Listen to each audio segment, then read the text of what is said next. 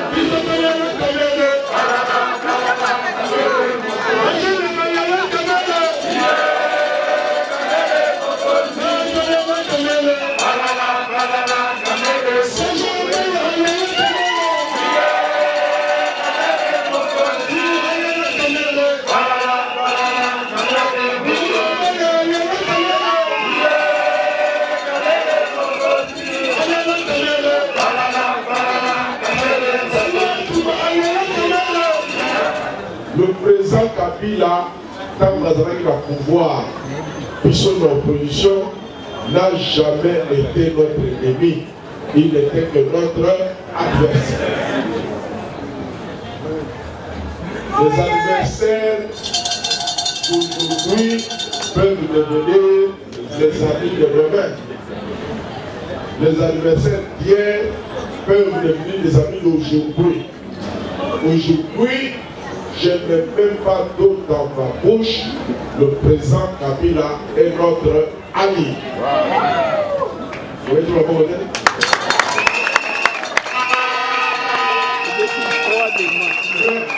qui ont continué de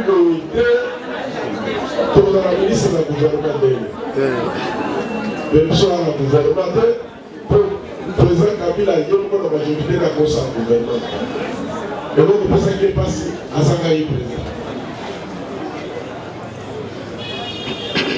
Sauf qui me dit vérité, eux, on va sa piloter pour les politiques.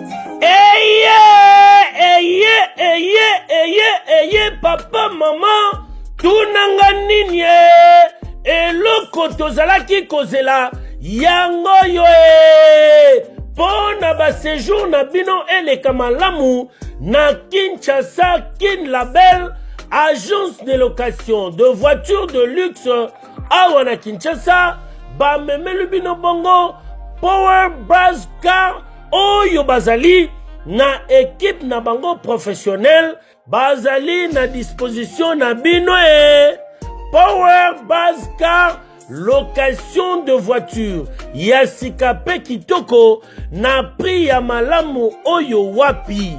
Okoki ko contacter bandeko ya Power Buzz Car na ba numéro oyo plus 243 85 151 5000. Topé na plus 243 82 23 86 668 Beli Soussou na www.powerbase-car.com topé na contact email contact@powerbase-car.com oza mobimba. Bana Kinshasa tosa la confiance na ba professionnel ya bandeko ya Power Base Car oyo bapesi offre spéciale pour na bino nyonso boko louer ba voiture pendant un mois na séjour na bino oyo bozali na yango awa na kati ya Kinshasa. Benga ndeko mobali ndeko mosi bandeko ya Power Base Car po bazali ba meilleur na domaine ya location ya ba voiture de luxe. Power Base Car eye kosilisa ba tracasserie nyonso ya transport ya ba délégation spéciale na bino ya famille pe ba transport nyonso privé oyo bozali na yango. Solution ezali kaka se moko Power Base Car oyo ezali solution ya suka po na déplacement na bino nyonso express. Po na likambo ya qualité pe quantité na eta ya mituka nulle part ailleurs okokuta yango kaka na Kinshasa en particulier pe République démocratique mobimba kaka epai ya bandeko ya Power Base Car avec impact. Power Base Car musala ya ba professionnel pe na sécurité nyonso. Power Base Car, le travail des professionnels. Que yo, oui.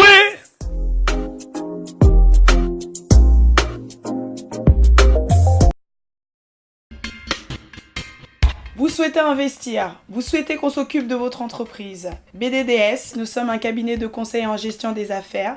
Nous nous occupons de la gestion comptable, de la gestion financière, gestion des ressources humaines, de la trésorerie, mais également de tous vos investissements. Donc on s'occupe de tout.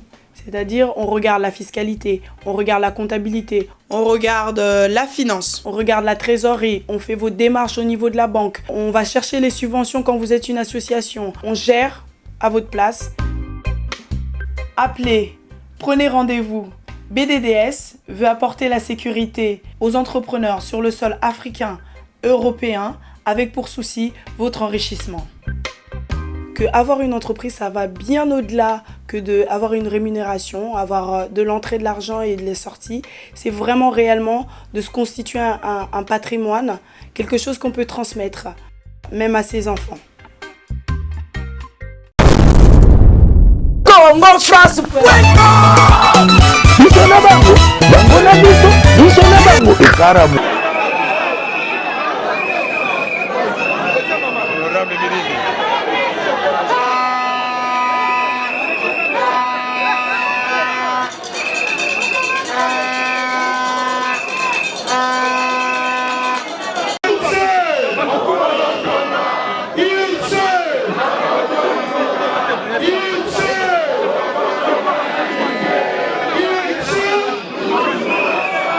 Je le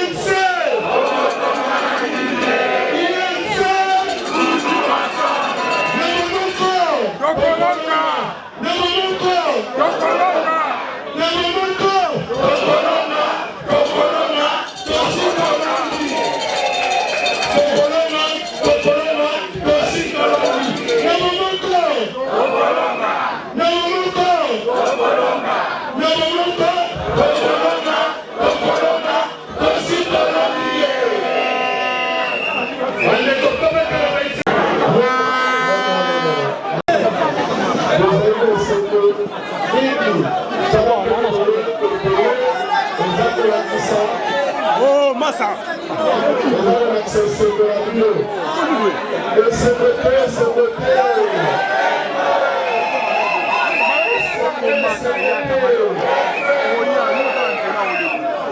Merci. Ma maman, ma papa, ma déco.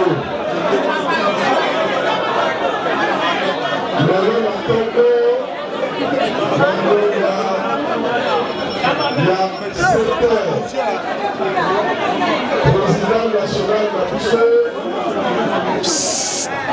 honorable Vital Kapele, la principale instruction, secrétaire général de la partie à 16h. Au Sanguanambe, Manson, Maleki, au Sibela et le nom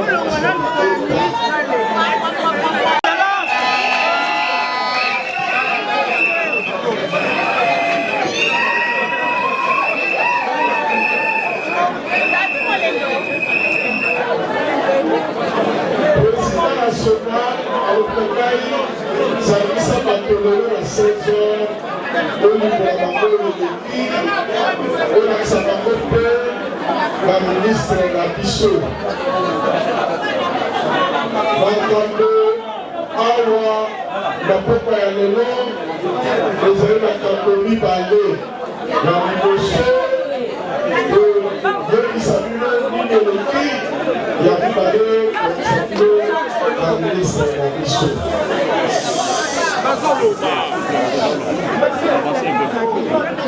D'accord. Bien. Depuis dans la Moka, le 30 décembre 2018, donc il y a l'élection.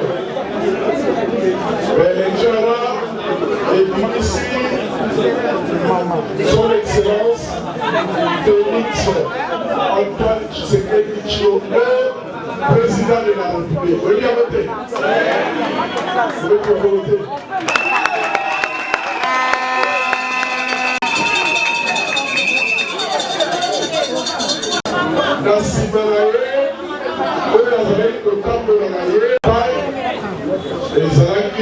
Président national de la Bissot, Vital Kapele, pour la Saki Alliance.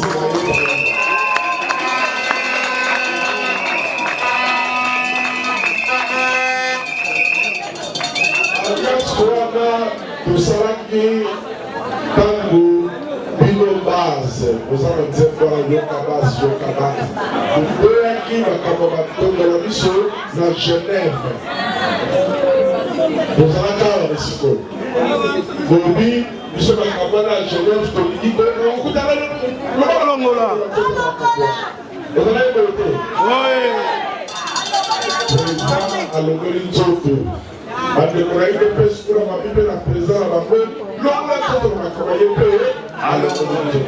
Ma famille va aller au Koutana, Mayokani. Président Tshisekedi a un candidat. Président Kabere a soutenu hier. Vous avez dit de la élection de l'État qui candidat la Bissot numéro 20 a été donc Bissot cache pour gagner président de la République. Voyez que ça peut là, n'a pas député national. FCCD a gagné. Donc il y a un contentieux électoral, échanger d'unité, FCC a la majorité de l'Assemblée nationale. Il y a conformer le gouvernement pour constitution sur le gouvernement et Moutaka, la majorité.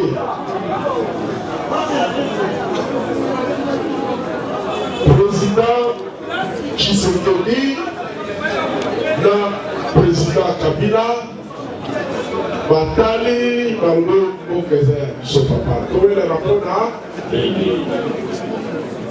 nous sommes dans le gouvernement, dans la présidente. Nous sommes présents dans le gouvernement. Nous avons évoqué la plutôt parlé. Parmi tout le Ghana, dans la coalition, dans le gouvernement, encore, et quand on a le Premier ministre, le gouvernement exécutif Bobibana, et quand on a la chef de l'État. C'est que nous pouvons soutenir dans qui intérêt du peuple congolais. Donc, on a dit que vous allez mieux servir la coalition. Comment il peut le président Kabila la majorité parlementaire pour qu'il puisse intérêt kaka yamoka et commander pour lui. Il n'y a pas d'amour pour nous. Nous appelons nos amis, nous assumons les ministres, nous avons la campagne, les actes. Monsieur la présidente de la République, nous avons la majorité parlementaire pour s'engager pour saler coalition la mission, comme on a cash FCC. Voilà.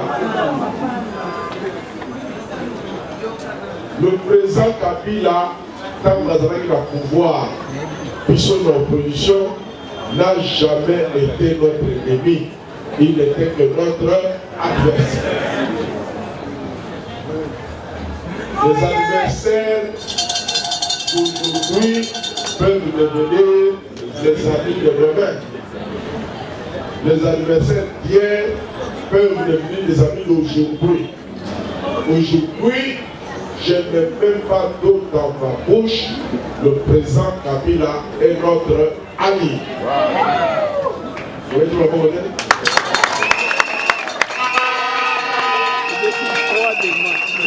Ceux qui ont continué de lutter pour la ministre de la gouvernement de pour le président Kabila, il y a une majorité de la cause en gouvernement. Et donc, c'est ça qui est passé à Sangaï président. Sauf qui me dit vérité, eux, on va même sa piloter pour les politiques. Social-démocratie. On commence à dire UNC, l'idéologie de la Mussolini, social-démocratie. Raison de plus, pour que pour s'engager les vacances de la mission pour continuer comme Boka et Kenda libre soit. Parce qu'on a à contenter plusieurs intérêts qui se mettent ensemble.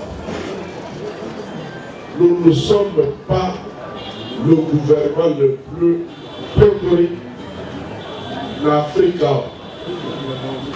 Dans Ouganda, il y a un gouvernement, il y a 100 membres. Dans la Kenya, il y a plus de 100 membres. Ils sont aux années 67. Pour les années gouvernement de coalition.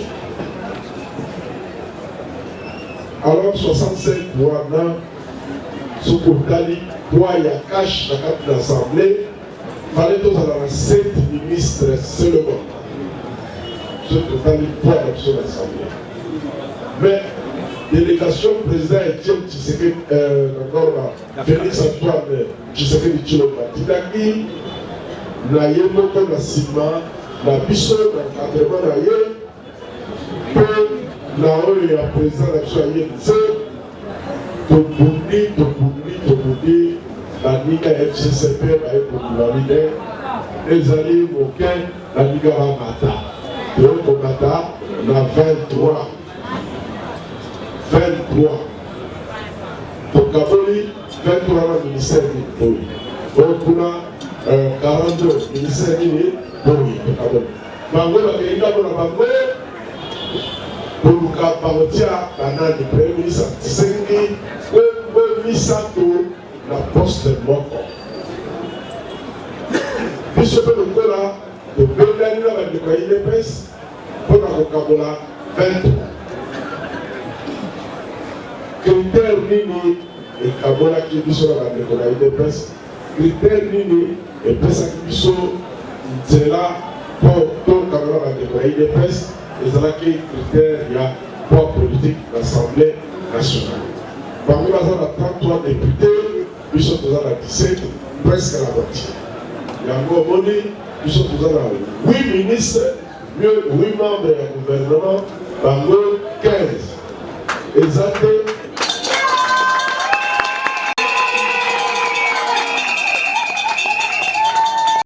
Et électricité, nous avons le ministère de l'énergie, les alliés, le ministre affaires foncières, les alliés, ministre il y a formation professionnelle, les alliés, ministre de la jeunesse,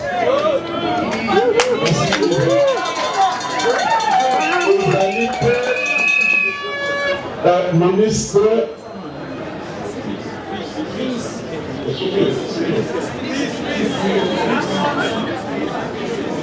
nous appelons la vice-ministre Mibalé, vice-ministre il y a enseignement supérieur et universitaire, la vice-ministre il y a environnement, conservation de la nature. Au Canada, il y a des pays où il y a bino, il y a où il y a des choses.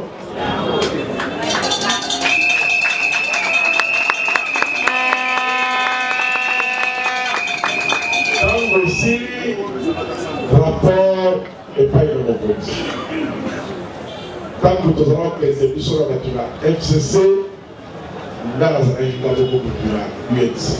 Vous me dites, oui, nous avons ton équipe est partout là. Tant que nous avons l'état parmi balais, dans la UDPS, le Tabaxina, il va le connu balais, le message dans le Jolino, à Kédélé. On va y toi. Si la salle rapport de l'air, et pas dans le petit.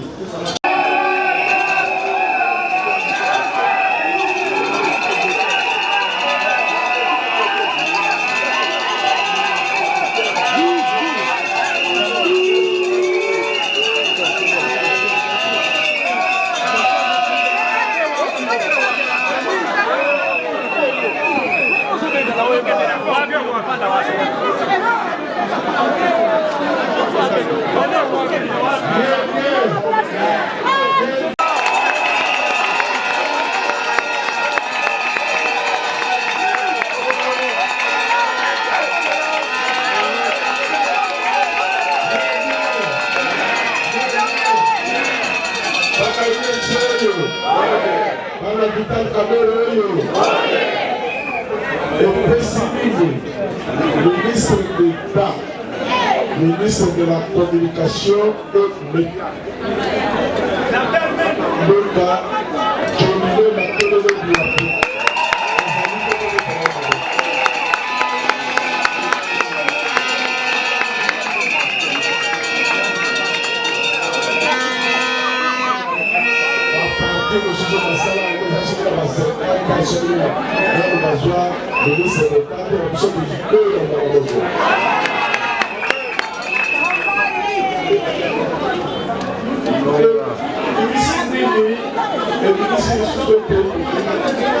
Ministre d'État, ministre des Ressources hydrauliques et électricité, dans le groupe la SH.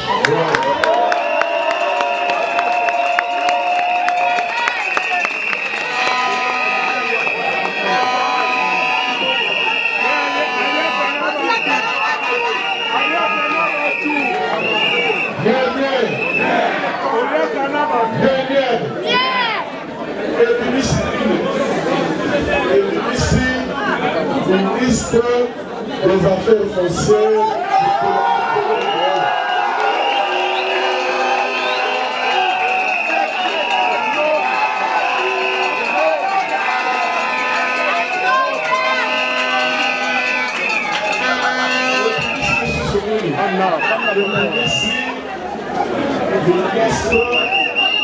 de la formation professionnelle, art et métier de la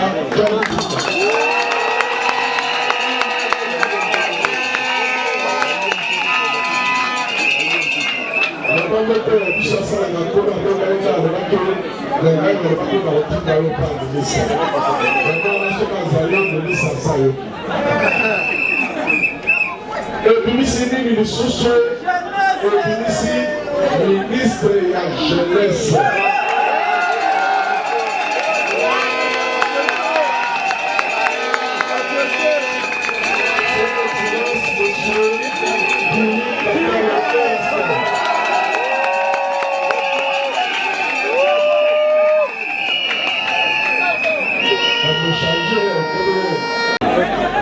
Vice-ministre à l'enseignement supérieur et universitaire, Mama Liliane Banga Yaboshi,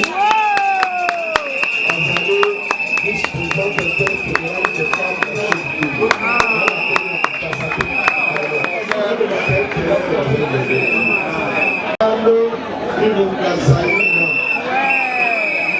Zaina. Nalo ayote pour afana la carte de la Katanga. C'est ça, bien. Bien.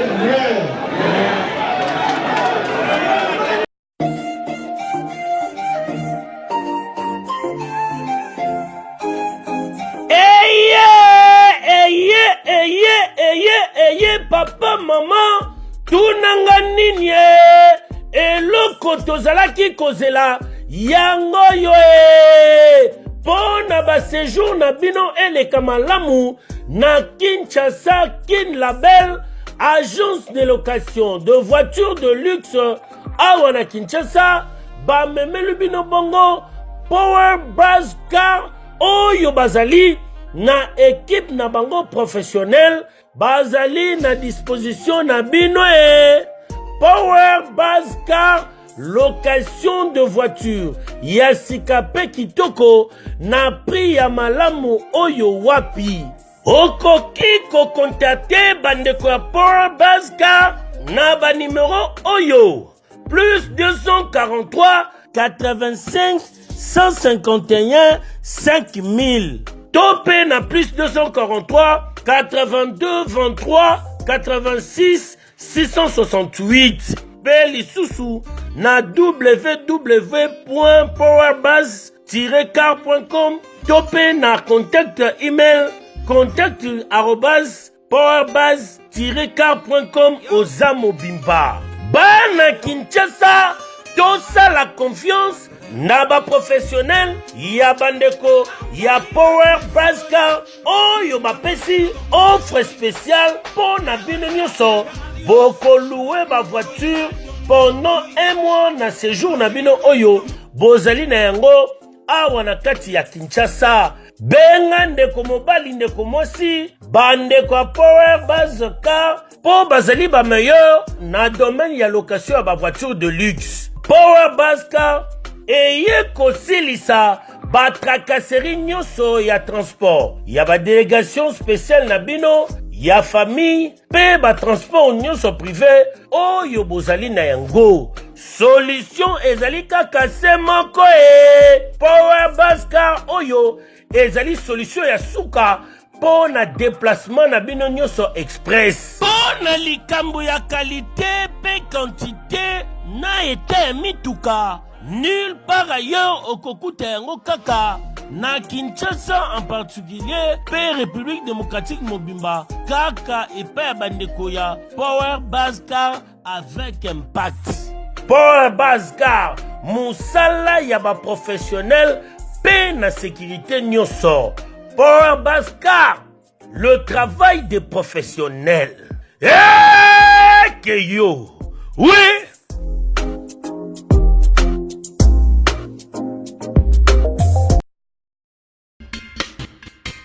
Vous souhaitez investir, vous souhaitez qu'on s'occupe de votre entreprise. BDDS, nous sommes un cabinet de conseil en gestion des affaires. Nous nous occupons de la gestion comptable, de la gestion financière, gestion des ressources humaines, de la trésorerie, mais également de tous vos investissements. Donc on s'occupe de tout. C'est-à-dire, on regarde la fiscalité, on regarde la comptabilité, on regarde la finance, on regarde la trésorerie, on fait vos démarches au niveau de la banque, on va chercher les subventions quand vous êtes une association, on gère à votre place. Appelez, prenez rendez-vous. BDDS veut apporter la sécurité aux entrepreneurs sur le sol africain, européen, avec pour souci votre enrichissement. Que avoir une entreprise, ça va bien au-delà que d'avoir une rémunération, avoir de l'entrée de l'argent et de les sorties. C'est vraiment réellement de se constituer un patrimoine, quelque chose qu'on peut transmettre, même à ses enfants. Congo France Bango na biso, biso na bango.